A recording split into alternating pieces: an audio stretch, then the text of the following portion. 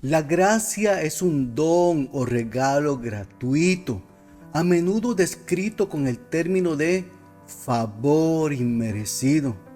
Lo diré de la siguiente manera: la gracia es el regalo de Dios que lo inclina a Él a otorgarle a usted sus beneficios. Escuche lo que está escrito en el Evangelio según Juan, en el capítulo 1, verso 14.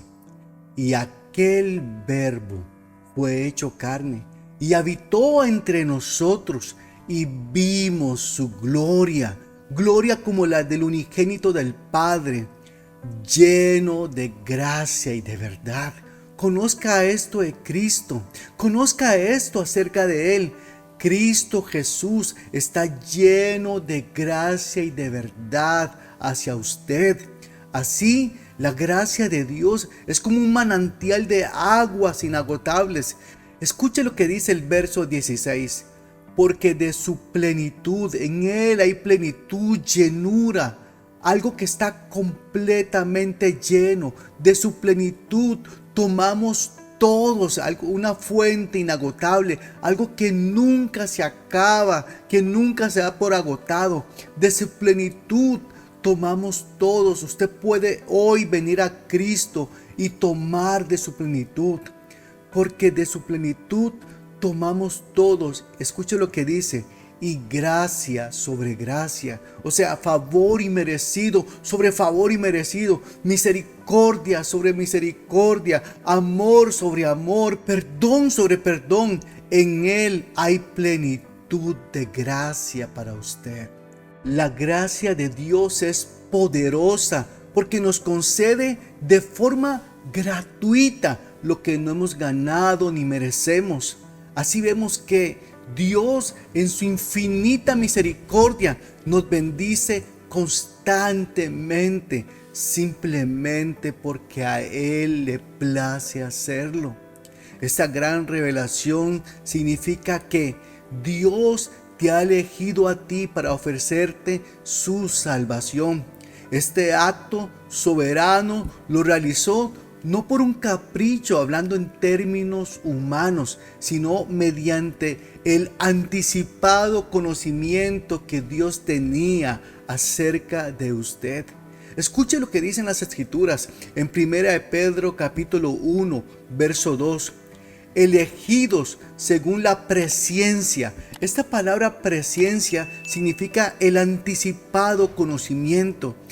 Dios te ha elegido mediante el anticipado conocimiento que Él tenía acerca de usted.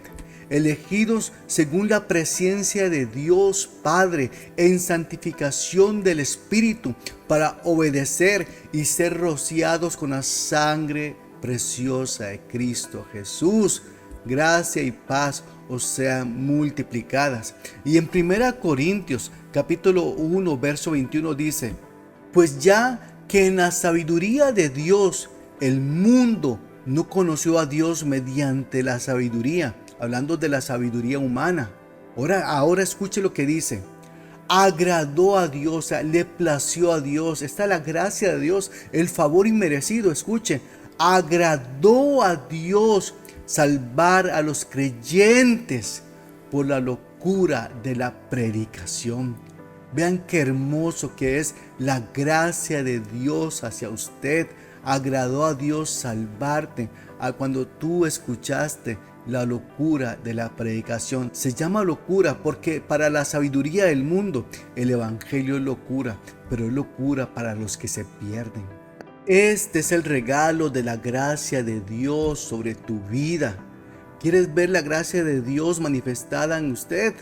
Escuche lo que dice el Evangelio de Juan capítulo 14, verso 6.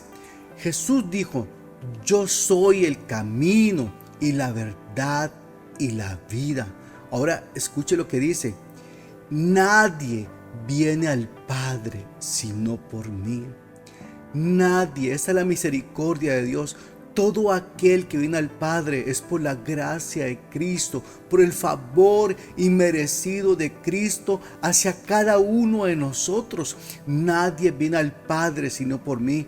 Esto significa que Si Cristo Jesús no te hubiera elegido para llamarte hacia Él y llevarte hacia su Padre Celestial, nunca, ni usted ni yo, nunca hubieras podido tener la salvación.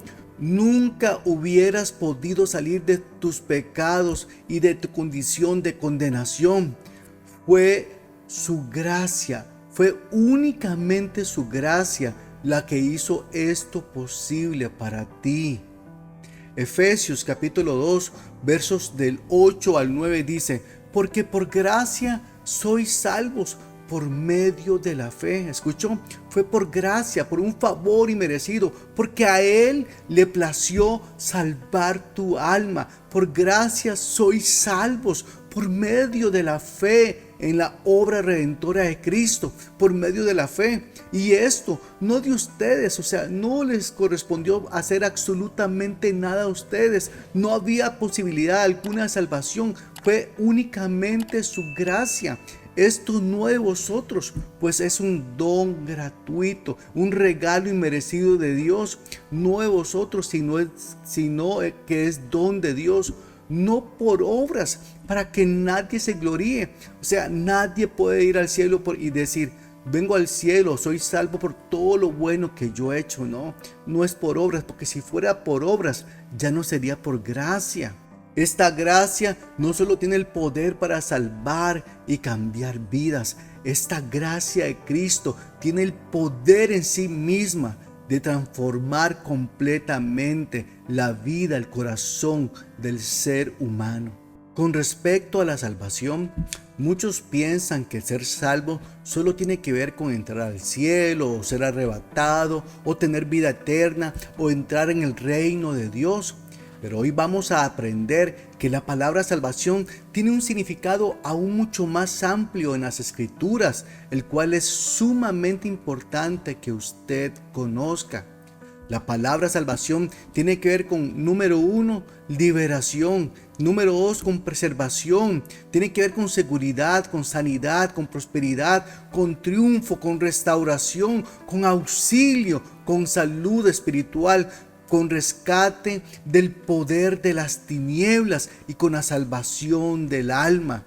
El punto aquí es que para todos nosotros estos términos son cosas diferentes, pero en la Biblia todos ellos derivan de la palabra salvación.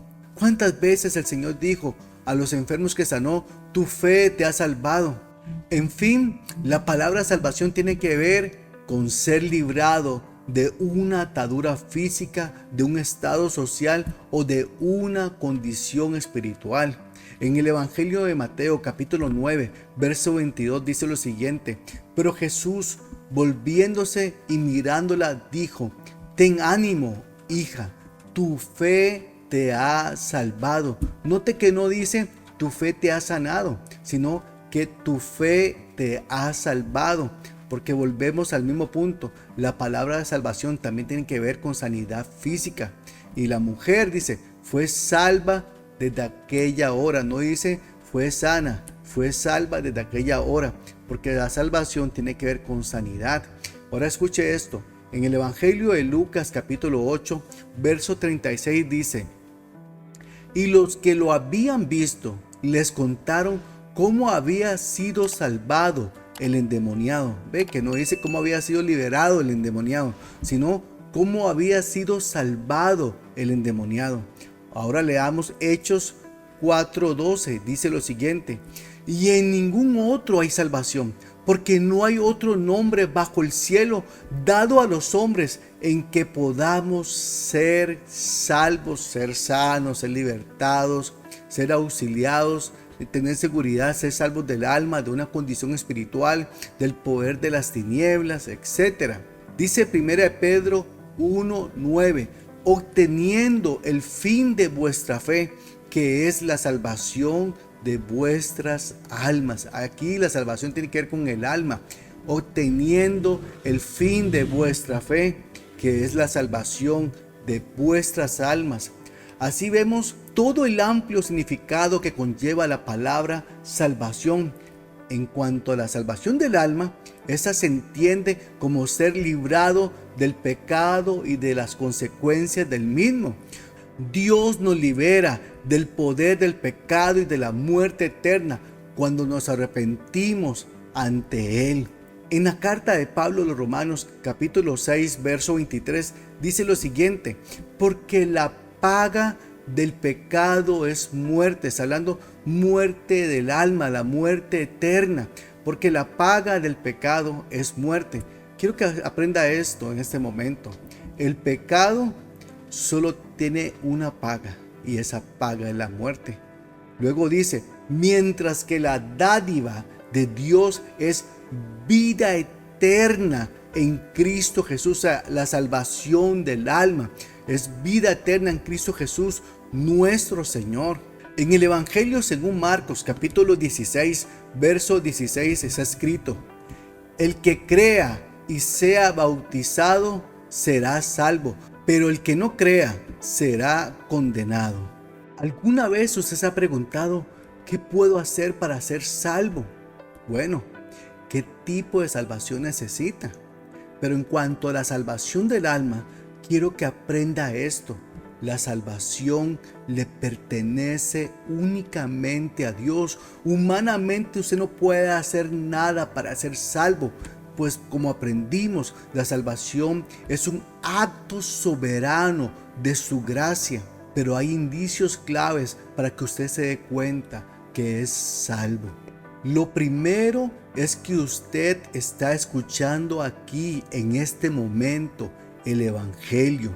Lo segundo es que ha creído en el Evangelio, es decir, en lo que el Señor Jesucristo hizo por usted en la cruz del Calvario. Lo tercero es que ha creído en Cristo Jesús para su salvación.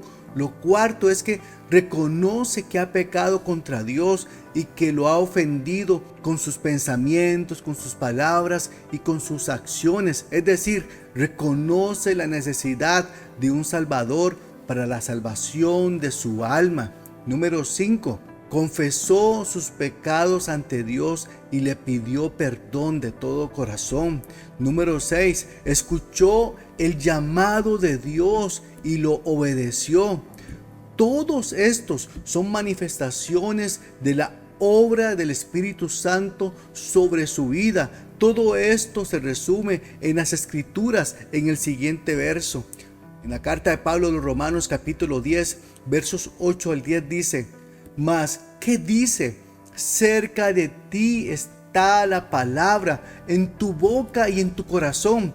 Esta es la palabra de fe que predicamos, que si confesares con tu boca que Jesús es el Señor y creyeres en tu corazón que Dios lo levantó de los muertos, serás salvo, porque con el corazón se cree para justicia, pero con la boca se confiesa para salvación. En el Evangelio, según Lucas capítulo 9, verso 23, la Escritura dice lo siguiente: y decía a todos, si alguno quiere venir en pos de mí. Escuche lo que el Señor está diciéndote en este momento. Escucha el llamado del Señor y obedécelo. Si alguno quiere venir en pos de mí, niéguese a sí mismo. Tome su cruz cada día y sígame. El que es de Cristo Jesús responderá a esta invitación afirmativamente. Si este mensaje ha sido de bendición para usted, por favor, suscríbase a nuestro canal, compártalo con otros y dele like. Así nos está ayudando para poder grabar más contenido de bendición para todos ustedes.